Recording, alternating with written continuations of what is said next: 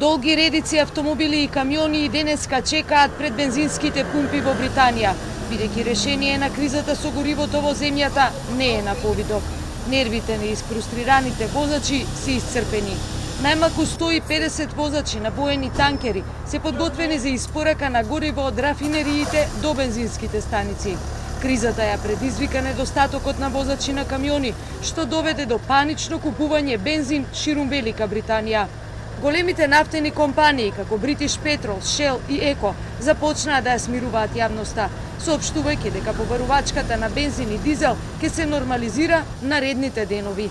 Нивните проценки се дека посетеноста на бензинските пумпи полека опаѓа, односно ако во саботата побарувачката порасна за 500% во однос на вообичаените денови, сега таа изнесува само 40% над просекот.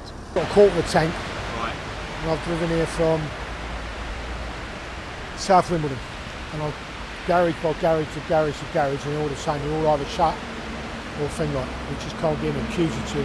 I've come out of Mitcham trying to find diesel. I'm getting not near the reserve now. Yeah, there's just nowhere anywhere. No, well, I had to stop lessons earlier yesterday because I ran out of fuel. So I'm just trying now to fuel up, see if I could get fuel for the next few days, or I'll just no work. Поради Брекзитот, земјата ја напуштија 20.000 стручни лица главно од Источна Европа.